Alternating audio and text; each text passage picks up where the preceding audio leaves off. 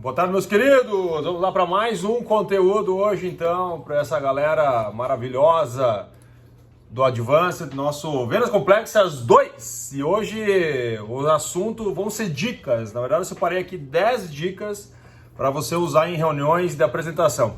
É óbvio que não é só a reunião, por exemplo, assim, Alexandre, eu quero fazer uma videoconferência, vale? Vale. Quero fazer uma ligação telefônica, vale? Algumas coisas valem.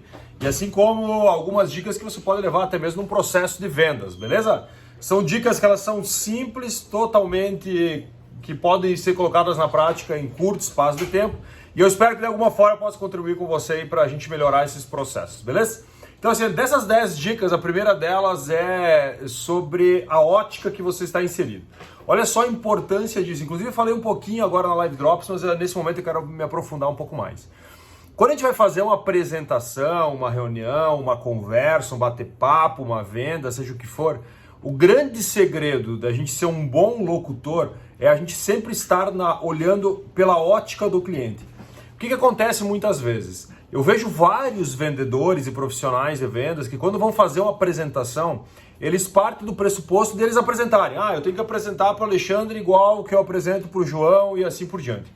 Mas, na verdade, as melhores apresentações são aquelas que a gente consegue se colocar no lugar do cliente. Por que o cliente me chamou até aquele momento? Por que ele me deu o tempo dele, que é o bem mais precioso que existe na sua vida? Por que ele cedeu esse período de tempo da vida dele para mim?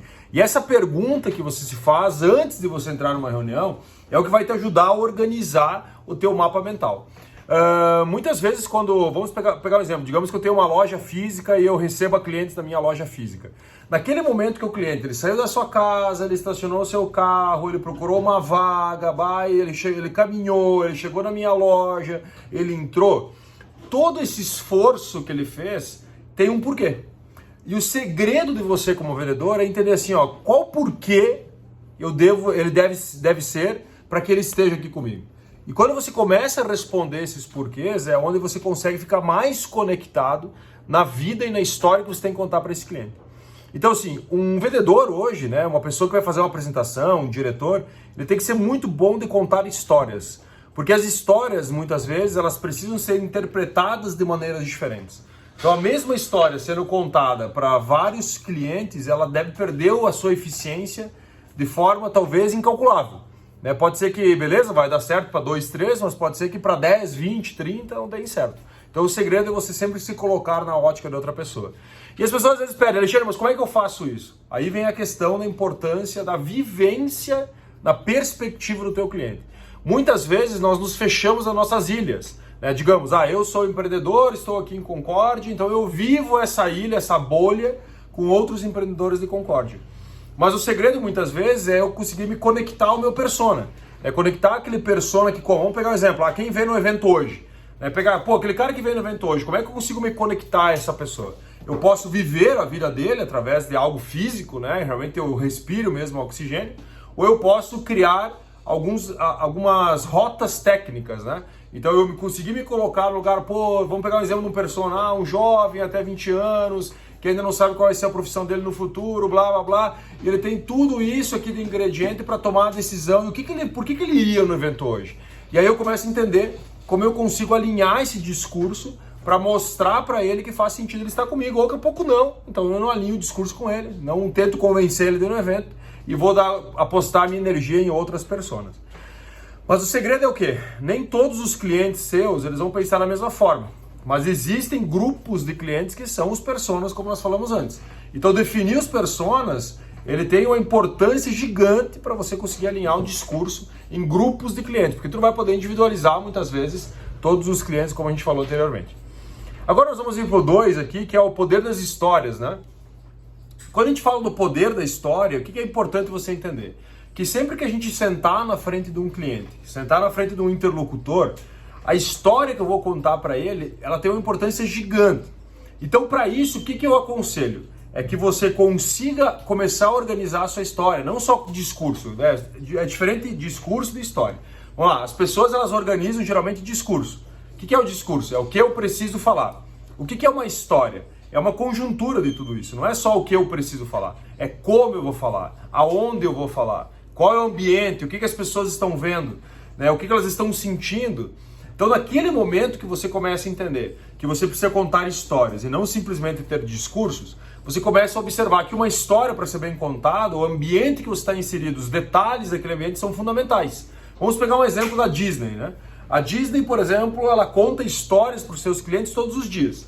Então, os detalhes dos ambientes onde os clientes estão inseridos são fundamentais. Desde o banheiro que a pessoa vai, né? Uma coisa que a gente falou no Vendas Complexas, que é a lixeira, né? Cada 8 metros tem uma lixeira para o cara não pensar, não se desconectar do ambiente, ficar conectado com o negócio, com realmente o que ele veio fazer ali, que é a diversão, que é o parque, que é o encantamento. Então tu vai observar que muitas vezes a gente leva muito em consideração o discurso, quando eu começo a falar lá assim, a minha capacidade é produtiva, as marcas que eu vendo, os produtos que eu tenho, e a gente esquece de algo importante que é a parte da história conectada na perspectiva do cliente. Então quando a Disney fala assim, eu preciso ter uma lixeira a cada 8 metros, não é porque ela acredita que tem que ter porque é bonito. Não, na verdade ela se coloca no lugar do cliente, entende que o cliente foi ali para ficar conectado com o parque e faz a pergunta, como é que eu consigo não fazer o cliente se desconectar do meu parque para procurar uma lixeira? Daí tem a resposta, coloque uma lixeira a cada 8 metros, que foi o estudo lá que eles fizeram. Outra coisa importante, nós vamos para o terceiro tópico aqui, que é a questão do ambiente, a gente falou anteriormente. Por que é importante o ambiente, né? Vamos pegar o ambiente assim, uma apresentação, se eu estou fazendo uma videoconferência, o que vocês estão vendo no fundo, né? Se eu estou presencial, como a pessoa está me vendo vestido, como é meu cordão do crachá se eu tiver, meu crachá, como é que é a minha aparência, qual a personalidade que eu quero vender para essas pessoas, como que eu chego, se eu chego com uma sacola, se eu chego só com um laptop, se eu chego com um caderno, se eu chego com uma agenda, o que você quer demonstrar para o teu cliente? Conheço algumas empresas, por exemplo, que elas falam assim, não, vende tecnologia. Não, nós temos uma planta Fabril que é de última geração, não sei o que, caralho, 4. De repente o cliente, ou o vendedor, chega na loja do cliente com uma agenda na mão e com o cartão de visita dele escrito o telefone, a caneta atrás. Cara, se tu quer demonstrar tecnologia, esse é um abismo para você realmente ter razão sobre tecnologia. Se você é uma empresa de tecnologia, não tem como tu fazer o teu vendedor ser 100% analógico, tirar pedido numa caderneta. Né? Só que muitas empresas não alinham o discurso, porque o discurso, daí vem aquela questão que a gente fala muito, que se eu não alinhar isso, o discurso fica vazio. E as pessoas começam a entender o que tu está falando é mentira, porque jamais vi uma empresa que fala que tem tecnologia, realmente domina a tecnologia, ter processos analógicos extremos. Né? Então esse processo de você entender que o ambiente que você fica inserido é fundamental, vai te ajudar a melhorar a performance. Outra coisa importante quando a gente fala disso é saber aonde fazer a reunião, para preparar esse terreno, né? Porque muitas vezes a gente faz uma reunião, por exemplo, no ambiente do cliente, mas eu posso me preparar no ambiente do cliente. Das coisas que eu vou levar na mão, cada detalhe vai importar. O que eu vou deixar em cima da mesa, o que eu vou pegar, por exemplo, para anotar, como a gente falou anteriormente, se vai ser tecnologia ou não, dependendo do posicionamento. As coisas que eu levo junto comigo, a minha saída quando eu entrego um cartão de visita, um outro tipo de material. Então tudo isso tem que ser preparado. Né? Muitas empresas, eu vejo que elas entregam um catálogo, vamos pegar o exemplo, catálogo na mão do vendedor. Só que ela não instrui o vendedor dela a como usar o catálogo. Então naquele momento o vendedor chega com a intuitividade dele. Ele vai lá, abre o catálogo, não sei o que. Cara, mas nem sempre você chegar no cliente e você abrir o catálogo a esmo vai ser parte da tua estratégia. Pode ser que se você simplesmente deixar o catálogo sobre a mesa e você está conversando com o cliente, você vai estar despertando nele o desejo, a escassez. Você está guardando segredos e quando tu guarda segredos, que é o catálogo que na mesa sem abri-lo, o cliente começa a fazer o quê? Prestar mais atenção em você. Então olha só, um simples detalhe faz com que o teu vendedor fique mais preparado na reunião. Então ele saber o exato momento dele abrir o catálogo e mostrar para o cliente é fundamental. Não simplesmente chegar, entregar para o cliente e começar a conversar. Vamos imaginar o seguinte, eu chego para o cliente, entrego um catálogo e falo com ele. Qual a possibilidade do cliente ficar mais prestando atenção no catálogo do que em mim? É muito grande. Então naquele momento teu discurso vai a merda, né? Entendeu? Porque ele não quer saber, ele está olhando o catálogo. E ele vai fazer um autoatendimento. Seria mais ou menos ele entrar na internet e fazer um autoatendimento. E ele começa a ficar na perspectiva dele, simplesmente o fechamento, e você perde algumas palavras importantes, talvez, que no meio do discurso você teria que ter falado. Por isso que é importante o quê? É você entender que primeiro você precisa preparar o terreno. E tudo isso que eu falei é fundamental para você deixar o terreno bem preparado. Uma coisa que eu fazia, eu estava falando para os meninos aí no sábado da D3T, que é uma empresa que eu invisto, que quando eu comprei um tablet, o iPad 1 em 2009, salvo engano, 2008 ou 2009. E quando eu abri a minha agência, imagina um iPad 1 em 2009, cara. Ninguém tinha. Só que eu paguei, cara, eu tinha que faturar acho que uns 3 meses de lucro, assim, mais ou menos, era comprar aquele iPad. Só que quando eu comprei, eu chegava no cliente e eu ia apresentar uma proposta para eles, eu entregava o iPad na mão dele. O que era o iPad naquele momento? Cara, o cara começava a pegar, ele olhava o iPad, ele via, ele passava assim, cara, pô, aquilo ali era uma mágica para ele. Então aquilo ali fazia parte para eu mostrar uma coisa meio que era intrínseca para mim, né? Tipo, não era um conhecimento que eu realmente tinha a fundo, mas foi um negócio meio intrínseco que era assim, cara, se eu mostrar para ele isso, ele vai entender que eu tenho mais qualificação, tipo, estou mais avançado em processo de inovação, não sei o que, não sei o que. Cara, e fechei muito negócio, principalmente na época de embalagens. Eu tinha um catálogo que o cara clicava em cima de embalagens, daí o cara ia arrastando pro lado, Tozo, Apt, que nós tínhamos feito na época. E eu lembro que a gente vendia muito dessas coisas, de embalagem para outras empresas, quando eu ia fazer visita, fria, né? Totalmente fria as minhas visitas, eu não agendava na época. Porque a gente conseguia vender um sonho pro cara, e não era só a embalagem que tava ali. Era tipo, falou assim, putz, um cara tem um tablet, velho, deve ser muito foda. Eu fiquei imaginando assim, o pensamento do cara. E às vezes a gente demonstrava, era mais do que a gente era, né? Entendeu? Era mais sonhador na época do que realmente... Né, a técnica que a gente tinha de fazer embalagem. Né? Mas a gente vendeu muita embalagem com o iPad 1, né? Eu tenho ele guardado aí pro nosso museu, se ninguém perder. Vamos lá, aqui número 5, olha. Outra questão importante. Número 4, perdão. Bloqueio é muito mais psicológico. Quando a gente fala de apresentação, uma das coisas que eu vejo muitos vendedores perderem cancha, assim, perderem terreno, é quando eles têm bloqueios psicológicos perante o consumidor. E, cara, eu chego na frente do cliente e me bloqueio. E eu saio de lá e falo assim, meu Deus, quanta coisa que eu deixei de falar. Então esse bloqueio, por exemplo, ele precisa ser desconstruído a partir do momento que eu conseguir entender que eu tenho esse bloqueio. Esse é o primeiro passo. Vou dar um exemplo para vocês do meu final de semana. Eu troquei meu aplicativo de corrida, eu tô fazendo 5 km correndo. Né? Eu chego esgoelado em casa, mas faço, né? Então depois de 3 cirurgias no joelho, faço... Cara, demorei 2 anos para chegar a 5 km. E no final de semana eu troquei meu aplicativo no celular, saí de um e fui para outro. E eu não fui ver as configurações do tipo de distância que ele calculava, né? E o meu aplicativo estava calculando em milha. E eu fazia 5 km. Cara, eu fiz a mesma distância e o aplicativo tinha dado 3,6 km. Eu falei, puta merda, velho. E meu preparador físico tinha falado assim, olha, Alexandre, esse aplicativo que tu usa, ele não é muito confiável. E eu falei, cara, não é verdade que eu tava correndo 3,5 km achando que eu iria 5. E eu peguei e dei um gás, cara. Ó, pai, meu Deus, vi um monstro, né, cara? E dei mais uma volta, uma volta. Daí eu cheguei em casa, eu falei, cara, mas não pode, velho. Eu fui lá nas configurações, fui. Daí vi que o bicho velho tava em milhas. Então quer dizer que eu tinha feito 5 km. Só que, cara, como que eu consegui dar mais um tiro ali de quase 2 km a mais? Por causa que eu estava na minha cabeça que eu tinha feito em quilômetros. Por quê? Porque era um bloqueio psicológico. Eu tinha um bloqueio que, cara, meu máximo era 5 km, meu máximo era 5, eu tava com ele na cabeça. E quando foi me tirado essa métrica, eu consegui entregar mais. E isso é muito importante nós entendermos no processo de vendas. Porque muitas vezes, dentro do processo de vendas, o que nós colocamos na cabeça? Que o nosso limite é aquilo ali, que nós temos que apresentar aquilo ali. E a gente não entende que talvez tem mais coisas que a gente pode fazer simplesmente tirando essas medidas, né? Tirando, por exemplo, uma das medidas, eu tenho que vender para todo mundo. Que é algo que os vendedores têm na cabeça deles. Só que muito vendedor, ele chega no cliente e acha que tem que vender. E ele ganha 1 não, 2 não. No terceiro não, ele já tá assim, ó. Ele fica o dia inteiro, por exemplo, sem energia, porque ele recebeu 2 não no começo da manhã. Então, assim, o bom vendedor é aquele vendedor que ele sabe das métricas dele, mas ele não pega, por exemplo, eu tenho que receber o sim no início da manhã, e se não receber, não vou vender. Porque muito vendedor, cara, ele é muito psicologicamente abalável, né, entendeu? Por isso que eu falo para vários vendedores, eu falo assim, velho, tem que ter mais agilidade emocional. Tem que ter agilidade emocional, porque o mundo cada vez vai ser mais injusto para vendas. Não vou dizer que vai ser sempre todo mundo, coração, todo mundo vai querer comprar de você. Cara, você pode ser lindo, maravilhoso, pode ter a melhor apresentação do mundo, mas se o cara não quiser comprar de ti, ele não vai comprar, velho. Foda-se, né? Então, assim, isso tem que entender aqui. Na verdade, a gente tem que aprender a lidar com as coisas e tirar os bloqueios psicológicos que estão dentro de nós. Outra questão da apresentação, tá? Quando a gente for fazer reunião, número 5, olha só, quanto mais pessoalizado é a nossa apresentação, melhor vai ser o resultado. Então, assim, o que é o segredo de vendas? É aquele negócio que a gente fala de você estudar antes de você chegar numa venda.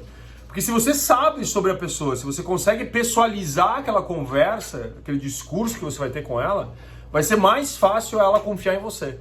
Porque a pessoalização, ela traz um ingrediente importante, que é a premissa da amizade, né? Que a gente fala da fórmula da amizade. Então, quando ela traz essa fórmula da amizade, o que ela vai te entregar de ingredientes? Ela vai te entregar ingredientes de confiança.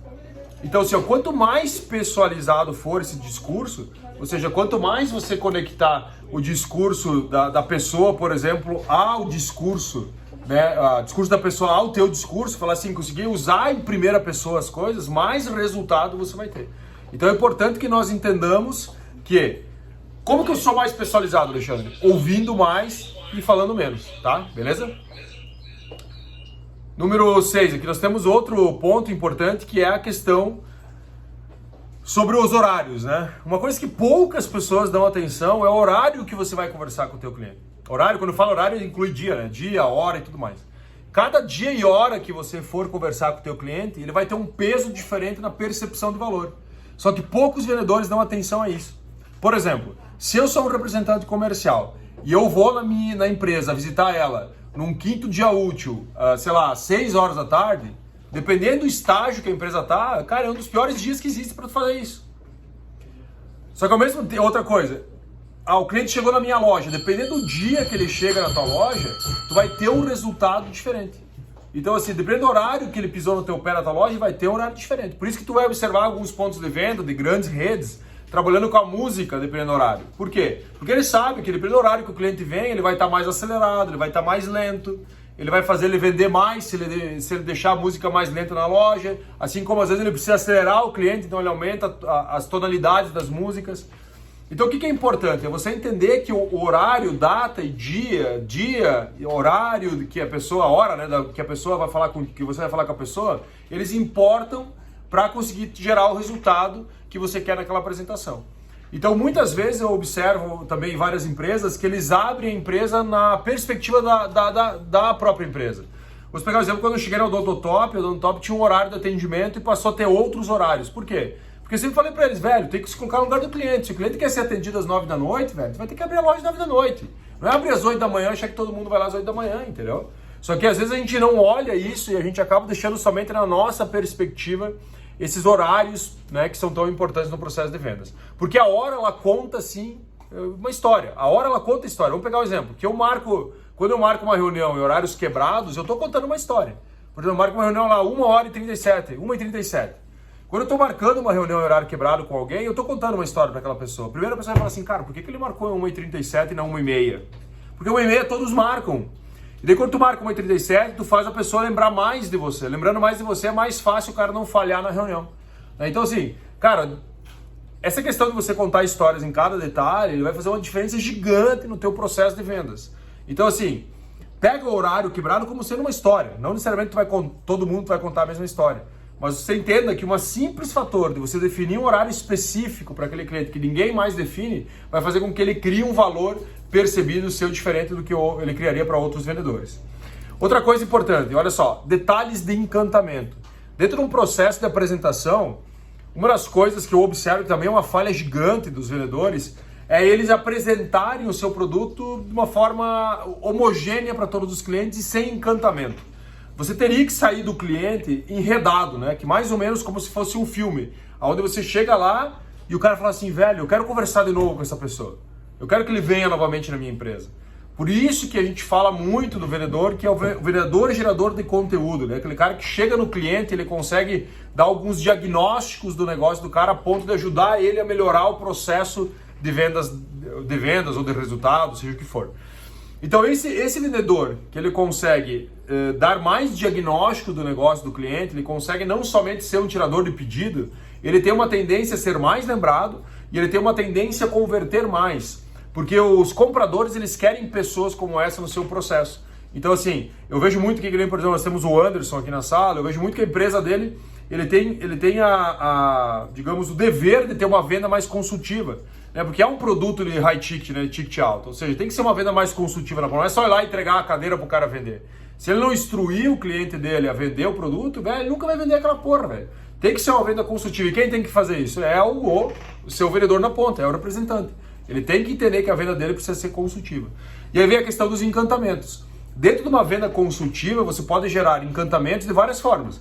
Pode ser pelo material que você vai deixar para o cara, pode ser pela maneira como você vai expressar as coisas, pode ser realmente o pós-reunião, né? Sair da reunião, o que eu fiz depois que eu saí da reunião, o que eu mando pro cara, onde eu me conecto com ele, se é por WhatsApp, se é por e-mail. Eu fiz muitas vezes quando eu saio de uma reunião importante, às vezes eu vou lá e peguei as conexões de todo mundo, eu vou lá no WhatsApp depois e deixo registrado. Ô, João, foi massa pra caralho, vou pegar meu exemplo, foi massa pra caralho conversar com você, foi muito bom estar contigo e tudo mais. Espero que a gente possa, de alguma forma, conversar mais. Lembra que a gente falou sobre aquele livro? Te passa embaixo aqui o nome do livro pra você comprar. Te passa embaixo aqui aquela matéria que eu comentei. Por quê? Porque quando eu saí da reunião, eu deixei sempre uma ponta solta. Eu sempre falo pro cara, velho, tem um livro pra te indicar, eu tenho uma matéria que eu li que eu acho que faz sentido pra você. Tem uma análise de mercado que eu fiz que eu vou te passar. Ou seja, eu saí dali devendo algo pro cara, que em D1, né, dia mais um, ou no mesmo dia, eu já vou levar esse conteúdo para ele criar mais valor percebido. E isso pode ser feito em loja de varejo, pode ser feito na indústria, pode ser feito em qualquer lugar. Que é você sempre deixar enredada a conversa com o seu cliente. Outra coisa importante, né? Você deixar o subliminar, né? O inesperado de uma forma subliminar. Muitas vezes a gente quer sempre encantar o cliente entregando, por exemplo, vou entregar uma xícara para o cliente, né? Mas muitas vezes você pode deixar algo subliminar no ar. Você não precisa necessariamente... É mais ou menos aquilo, até o Vinícius falou no Vendas Complexas, que as pessoas elas sentem a perfeição, mas elas não sabem aonde está. Então essa questão de sentir a perfeição e não saber onde está é mais ou menos isso que você vai criar quando tu fala do inesperado. Como é que você consegue deixar o cliente se sentindo bem com aquela apresentação, com aquele ponto de venda que ele chegou, com a reunião, só que ele não sabe o porquê? Daí tu vai começar a observar que são várias coisas, né? Tipo, desde a roupa que você veste, o material que você deixa, a maneira que você está conectado a ele, o quanto você ouve, ou seja, é um ritual completo para deixar o cliente realmente com o inesperado de forma subliminar. Ele fala assim, cara, esse cara tem alguma coisa, só eu não consigo entender o que é, mas o cara é foda. Eu queria esse cara na minha empresa, né? Eu queria essa pessoa trabalhando na minha empresa. Eu acho que é isso que, por exemplo, que o nosso comprador tem que sentir quando você consegue entregar o inesperado dentro do seu processo. E por último, para a gente finalizar aqui o nosso tema de hoje, que batemos 22 minutos já, nossa, passou rápido pra caramba, falar sobre o preparo para o próximo encontro. Sempre que você sai de uma reunião, você tem que dividir naquelas reuniões, ou atendimento, e assim por diante, daqueles atendimentos e reuniões que você vai entender que faz sentido um próximo encontro, como se fosse uma versão 2 do filme, e aqueles que não faz tanto sentido que tu deixa no fluxo meio que orgânico. Aquele que faz sentido você ter uma versão 2, você precisa já criar um micro compromisso com essa pessoa. Você tem que, de alguma forma, criar um micro compromisso. E aí você pode ter coisas para criar micro compromisso. Vamos pegar um exemplo aqui. Se eu sou do varejo, eu poderia ter um evento online, onde eu convidaria essa pessoa. Poderia ter um evento presencial. Poderia ter alguma coisa que eu deixaria engatado para ter uma nova conversa com ele. Tipo assim, meio que deixar uma dívida de gratidão no ar e falar assim, João, vai ter um evento que a gente vai fazer lá sobre tal coisa e eu vou te convidar, pode ser? Daí o cara vai falar assim, pode. Então quando você entrar em contato com ele, meio que ele espera esse convite. Quando eu falo já de um trabalho mais uma venda B2B, eu posso da mesma forma fazer. Fala assim, que nem eu falei antes pra você, João, eu tenho um livro, eu tenho uma matéria, eu tenho algo que eu preciso te passar que eu acho que vai fazer sentido. Então quando você passar essa matéria, esse livro pra pessoa, depois você pode voltar pedindo pra ela o que aconteceu. Conseguiu ler? Fez sentido pra você? Daí se a pessoa falar que fez sentido, o que tu faz? Cara, esquece o produto, continua focando nesse ato desse filme, né? Nesse capítulo desse filme. Foca naquilo. Depois, quando você vier para vendas, que é outra coisa, é outro capítulo, você vai ter o valor agregado desse capítulo no processo de vendas. Porque lembre-se que o processo de vendas ele é construído não somente no momento que eu vendo algo, mas no momento que eu gero valor para o cliente. Então, quando tu gera, o que é gerar valor? É você entregar coisas para esse cliente que elas são totalmente paralelas ao processo de vendas. O processo de vendas é para você, não é para o seu cliente. Então, esses movimentos, para você criar um filme contínuo na cabeça do cliente e o cliente sentir essa falta, eles podem te ajudar muito no processo de vendas também. Beleza, meus queridos? Espero que tenha feito sentido.